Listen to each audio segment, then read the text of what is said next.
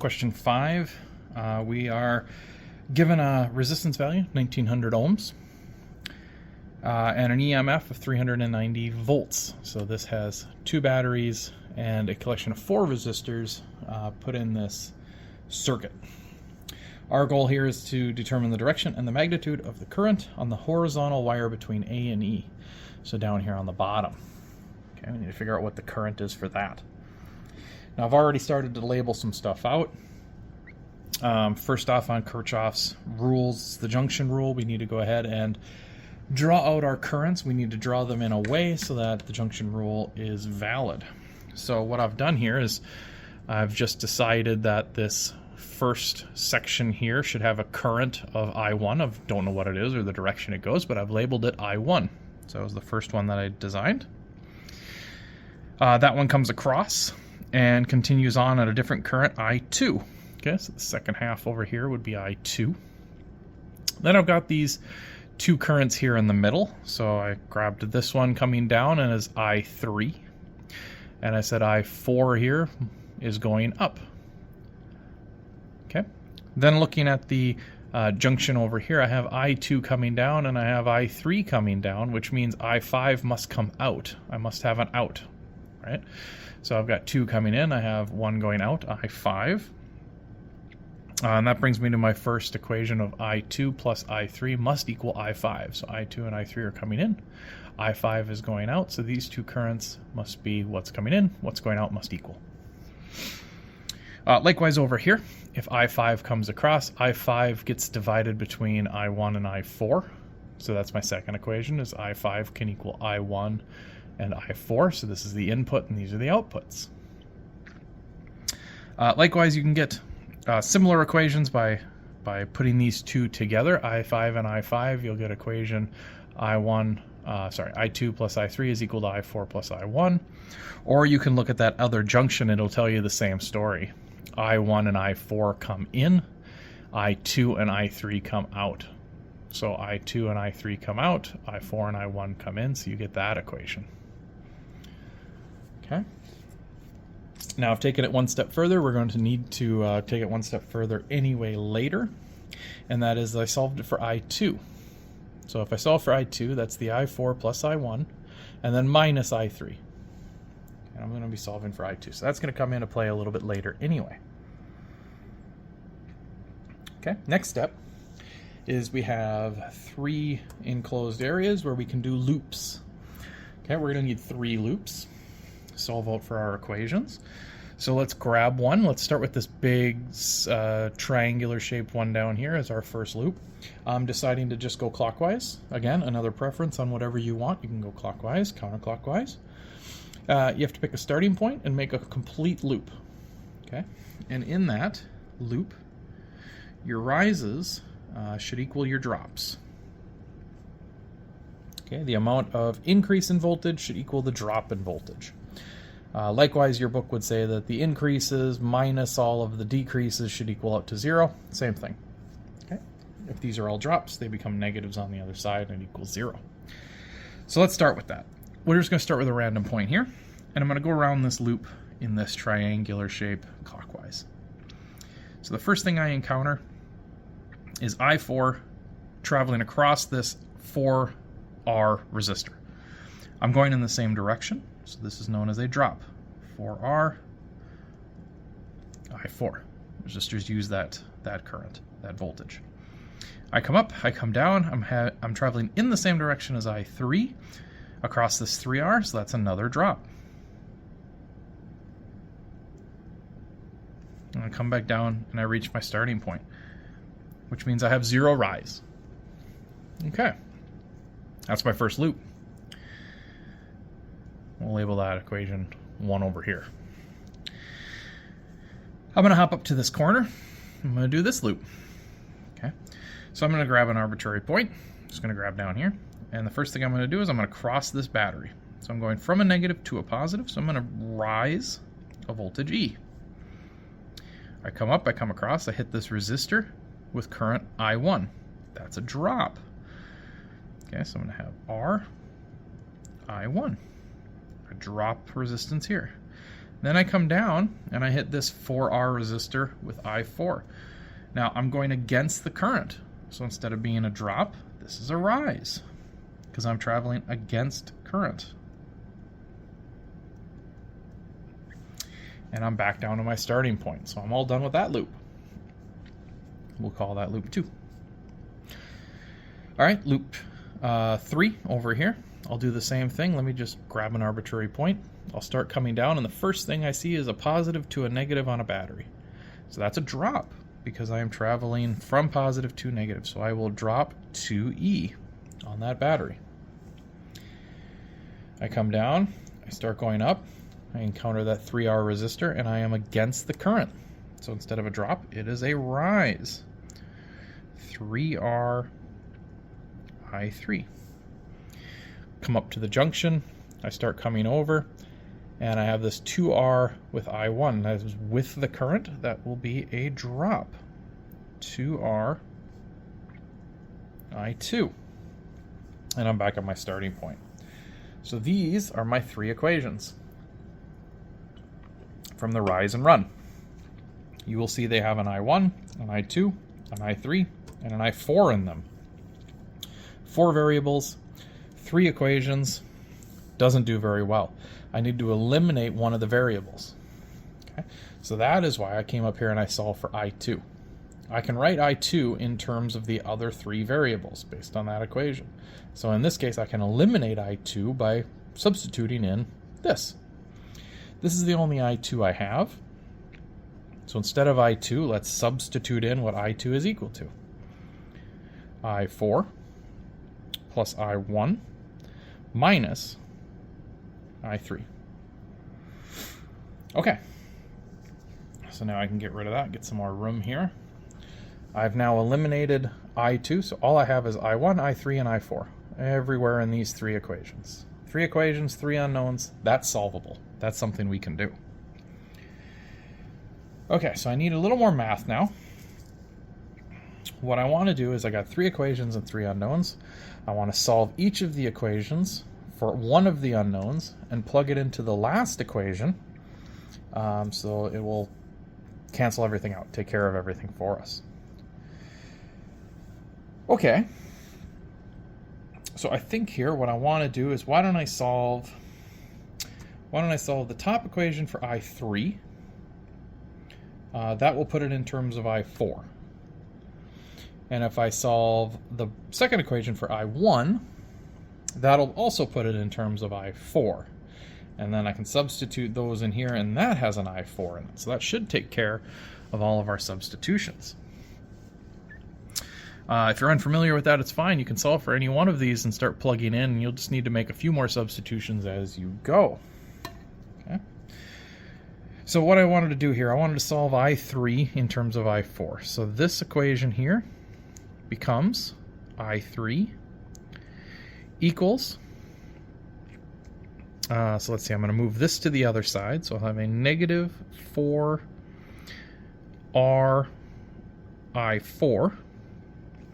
And then that'll have to get divided by this 3R. Okay, well, the R's are going to cancel, so that'll leave I3 by itself. And I'll get a negative 4/3 I4 for I3. Okay. Similarly down here, I'm going to solve for I1. All right, so I1, well, this one isn't so bad. I1 would be equal to 4R I4 plus some voltage, and then the whole thing gets divided by R. Okay.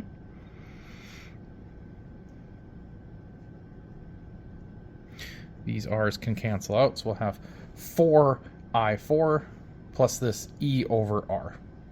And that's what I1 is equal to. Okay. Now I've solved out for I3 and I1. Let's plug those into this last bottom equation. So I'll have a 3R times I3. Okay, so I3 is this, negative 4/3 I4. This 3R multiplied by that I'll have 3 times this 4, so this will give me a negative. Let's see, actually, this 3 will cancel with that 3. 3 times and 3 divided, so that 3 will actually cancel. So I'm just going to end up with a negative 4r I4. Okay, if you're unsure how that worked, 3r multiplied by this, do your calculation out. The 3's will end up canceling, or you'll end up with like a negative 12 over 3, which is the same as a negative 4 I4. Okay, so we should end up here. Equals 2e, okay. Plus, now here's where it gets a little more tricky. We have 2r times I4. That works fine. Plus 2r I4. Okay, just putting in some parentheses there to block everything off so my r's remain the same. 2r I4. Okay. Then we have 2r times I1. I1 is equal to this. So I have 2r times I1. Okay. So this is a positive. This is a positive, so we'll have a plus. 2r times 4i4 gives me an 8r I4. And then we have 2r times this added piece will give me 2e. Because the r over r will cancel. We'll end up with a 2e in there as well. Okay. So that should have taken care of I1. Now the last one here we have is a 2r times a negative I3. Whew, okay. So a negative and a negative, this becomes a positive, so we're back to a plus. 2r times this will give me a 8r I4 over 3. Okay. Again, if you're confused on the math, that's fine. Do it out so you see that we're at the same stage. Do as many steps as you need. Okay, so now I've gotten all my substitutions in. You can see the only variable left now is I4. That's the only one that remains for my current. So I'm going to go ahead and solve out for I4. To do that, I want to get all the I4s together, and I want to get everything else on the other side of the equation. So here I've got these 2e plus another 2e. So this gives me a 4e. Okay, so I'm going to leave 4e on this side. On this side I will have, well, also we can also see that I4 and r appear in every single part of this. Okay, so what I'm going to do here is have I4 times r, and I'm going to see what's left over. Okay, so originally over on this side of the equation we had a negative 4. Okay, negative 4. This one's already taken care of in the 4e, so now I have this one. I'm going to move this 2r I4 to the other side, which is going to make it a negative. This is going to be a minus 2. 4r, or I4r. Okay, negative 2. This one, when I move it over, I'll get a negative 8, because I'm going to push it to the other side. So I will get a negative 8 I4r. Okay. This negative 2 has already been combined with this one. That's how I got the 4, so that's taken care of. This one's a positive, which means it's going to go negative as we bring it to the other side. There's my r and my I4, which means we'll have a negative 8/3. Okay. So just a different number. Let's go ahead and figure out what that number is. So I'm going to leave some space here.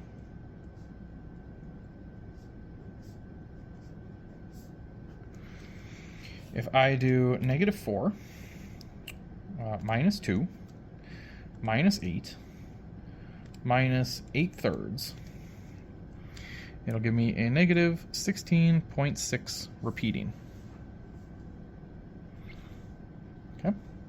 Now I left some spaces here because we know what r is. R was given in the problem as 1900.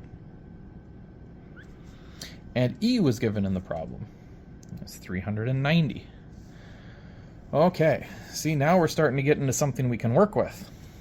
So we've got an I4. This is just a number. This is just a number. Divide this number to the other side to get rid of it, and we'll solve for what I4 is. This is the hardest part. We're almost done. So 4 times 390, we're going to take that, and we're going to divide it by whatever 1900 times a negative 16.6 repeating is.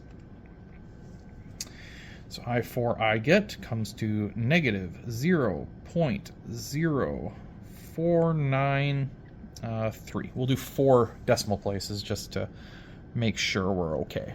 Okay. Negative 0.0493. So that's our I4. That's one of the hard parts. Okay, one of the hard parts. Now that we've got that, we can solve for some of the other ones. For instance, I3 is just negative 4/3 of I4. Okay, so I3 is negative 4/3. So negative 4 times our previous answer, negative 4 times this I4 divided by 3. I4 we get to be a positive 0.0657 if we're going to keep the same amount of decimal places. Okay, so 0.0657 for I3. What else do we need to know? Let's see, I5. We're looking for I5. And here we have I5 is equal to I4 plus I1. So either we need to solve for I1, or I5 is also equal to I2 plus I3. We just solve for I3, so we would have to solve for I2. Okay. To find I2, we would need I1, so I guess we better go ahead and solve out for I1. All right, I1. All right, so I1 we have here. I1 is equal to 4I4. Okay, so let's plug that in. 4 times I4, which was negative 0.0493.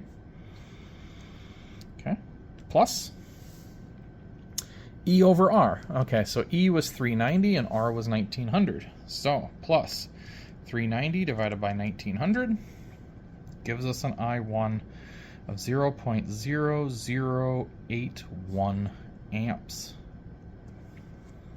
Okay, 0.0081 amps. Now this whole thing I'm looking for I5. So to get I5 back to my original, I5 should be equal to I4 plus I1. I4 plus I1. Okay.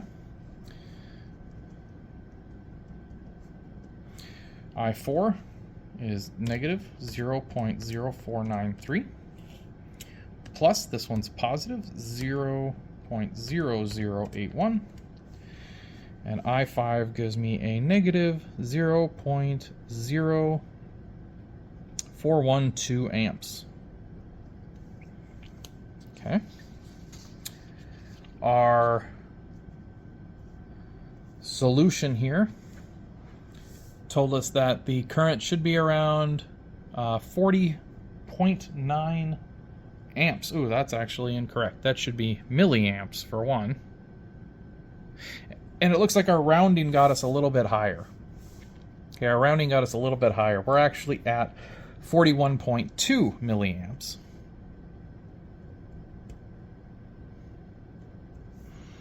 Okay, 41.2 milliamps. I will go ahead and I'll correct that. You will see correction on this homework as 41.2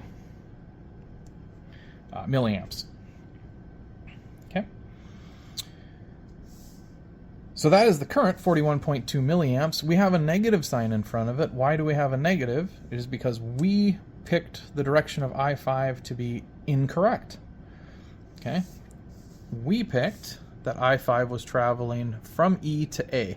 That's actually incorrect. It's the other way around. It travels from A to E. So what is the direction? Well, it's from A toward E. Okay, that's how you get the second part of that solution. Now, likewise, I could ask for any of the currents in any of their directions. So I1 was traveling in the right direction. I3 was traveling in the correct direction. I4 is in the wrong direction. So I4 actually doesn't travel up, I4 travels down. So you can see how I could change this problem to ask for any of these currents, any of these directions. Likewise, we could also solve for I2 if we wished. I2 would just be these three currents added up, subtract the I3, and I could get I2 as well.